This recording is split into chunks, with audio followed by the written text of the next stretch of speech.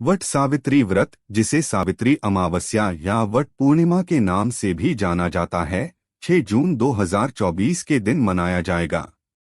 इस दिन सुहागिन महिलाएं अपने पति की दीर्घायु और सुख समृद्धि के लिए व्रत रखती हैं। इस त्योहार को लेकर ये मान्यता है कि इस व्रत को रखने से परिवार के लोगों को सौभाग्य का आशीर्वाद मिलता है और वैवाहिक जीवन में खुशियां आती है।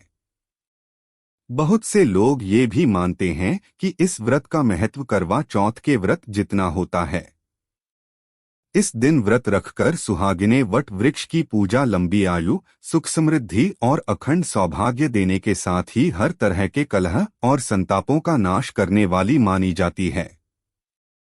वट सावित्री व्रत पूजा मुहूर्त। वट सावित्री व्रत ज्येष्ठ मास की अमावस्या पर रखा जाता है। पंचांग के अनुसार अमावस्या तिथि की शुरुआत 5 जून की शाम को 5:54 पर हो रही है। इसका समापन 6 जून 2024 शाम 6:07 पर होगा। उदया तिथि को देखते हुए इस साल वट सावित्री व्रत 6 जून को रखा जाएगा। वहीं इस दिन पूजा के लिए शुभ मुहूर्त प्रातः 11:52 से दोपहर 12:48 पर होगा। वट सावित्री व्रत की पूजा विधि। 1. इस दिन महिलाएं प्रातः जल्दी उठकर स्नानादि करके लाल या पीले रंग के वस्त्र धारण करें।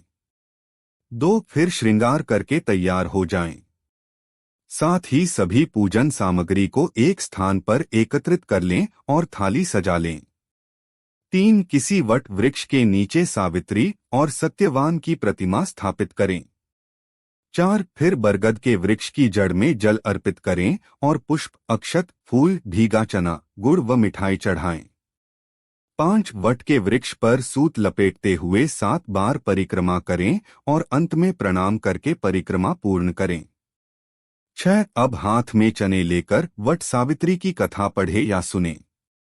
इसके बाद पूजा संपन्न होने पर ब्राह्मणों को फल और वस्त्रों करें।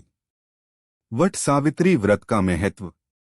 वट सावित्री व्रत के दिन सुहागिन महिलाएं सुबह उठकर स्नान आदि करके 16 श्रृंगार करती हैं और व्रत का संकल्प लेती हैं। मान्यता है कि वट सावित्री व्रत के दिन विधिवत पूजन करने से महिलाओं अखंड सौभाग्य का वरदान प्राप्त होता है। पूजा का सामान तैयार करके बरगद के पेड़ के नीचे बैठकर पूजा करती हैं और कथा सुनती हैं। वट सावित्री व्रत की संपूर्ण कथा। वट सावित्री व्रत कथा। पौराणिक मान्यता है कि वट सावित्री व्रत करने से पति की आयु लंबी होती है और परिवार में भी सुख समृद्धि बनी रहती है। यही नहीं, अखंड सौभाग्यवती भव का भी आशीर्वाद प्राप्त होता है। ऐसा इसलिए होता है क्योंकि इस दिन से जुड़ी पौराणिक कथा प्रचलित है। ऐसा माना जाता है कि मद्र देश में अश्वपति नाम के धर्मात्मा राजा का राज था और उनकी कोई भी संतान नहीं थी। राजा ने संतान प्राप्ति के लिए यज्ञ करवाया, जिसके शुभ परिणाम के बाद उनके घर एक कन्या का जन्म हुआ। इस कन्या का नाम सावित्री रखा गया। समय के साथ साथ जब सावित्री बड़ी और विवाह योग्य हुई तो उन्होंने द्युमत्सेन के पुत्र सत्यवान को अपने पति रूप में वरण किया। बता दें, सत्यवान के पिता भी राजा ही थे, लेकिन उनका राजपाट छिन गया था, जिसके चलते वह दरिद्रता में जीवन व्यतीत कर रहे थे। सत्यवान के माता पिता की भी आंखों की रोशनी चली गई थी और वह जंगल से लकड़ी काटकर उसे बेचकर अपना गुजारा कर रहे थे। वहीं जब सावित्री और सत्यवान के विवाह की बात चली तब नारद मुनि ने सावित्री के पिता राजा अश्वपति को बताया कि सत्यवान अल्पायु हैं और विवाह के 1 वर्ष पश्चात ही उनकी मृत्यु हो जाएगी। नारद मुनि की बात सुनकर सावित्री के पिता ने उन्हें समझाने का बहुत प्रयास, लेकिन वह नहीं मानी। अंत में सावित्री का सत्यवान से विवाह हो गया। शादी के बाद सावित्री अपने सास-ससुर और पति की सेवा में लग गई। फिर एक दिन वो दिन भी आ गया जिसका जिक्र नारद मुनि ने किया था, सत्यवान की मृत्यु। उसी दिन सावित्री भी सत्यवान के साथ वन को गई। वन में सत्यवान लकड़ी काटने के लिए जैसे ही पेड़ पर चढ़ने लगा कि उसके सिर में असहनीय पीड़ा होने लगी। कुछ वह सावित्री की गोद में सिर रखकर लेट गया।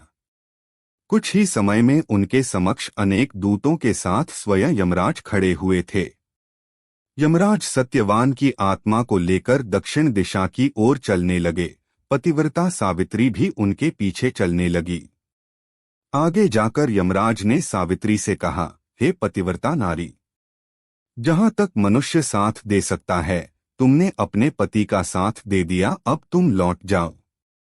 इस पर सावित्री ने कहा, जहां तक मेरे पति जाएंगे वहां तक मुझे जाना चाहिए, यही सनातन सत्य है। यमराज सावित्री की वाणी सुनकर प्रसन्न हुए और उनसे 3 वर मांगने को कहा। यमराज की बात का उत्तर देते हुए सावित्री ने कहा, मेरे सास-ससुर अंधे हैं, उन्हें नेत्र ज्योति दें। यमराज ने तथास्तु कहकर उसे लौट जाने को कहा और आगे बढ़ने लगे, किंतु सावित्री यम के पीछे ही चलती रही। यमराज ने प्रसन्न होकर पुनः वर मांगने को कहा। सावित्री ने वर मांगा, मेरे ससुर का खोया हुआ राज्य उन्हें वापस मिल जाए। इसके बाद सावित्री ने यमदेव से वर मांगा, मैं सत्यवान के 100 पुत्रों की मां बनना चाहती हूँ, कृपा कर आप मुझे यह वरदान दे। सावित्री की पतिभक्ति से प्रसन्न हो सावित्री से तथास्तु कहा, जिसके बाद सावित्री ने कहा कि मेरे पति के प्राण तो आप लेकर जा रहे हैं, तो आपके पुत्र प्राप्ति का वरदान कैसे पूरा होगा। तब यमदेव ने अंतिम वरदान को देते हुए सत्यवान की जीवात्मा को पाश से मुक्त कर दिया। सावित्री पुनः उसी वट वृक्ष के लौटी तो उन्होंने पाया कि वट वृक्ष के नीचे पड़े सत्यवान के मृत शरीर में जीव का संचार हो रहा है। कुछ देर में सत्यवान उठकर बैठ गया। उधर सत्यवान के माता पिता की आंखें भी ठीक हो गईं और उनका खोया हुआ राज्य भी वापस मिल गया।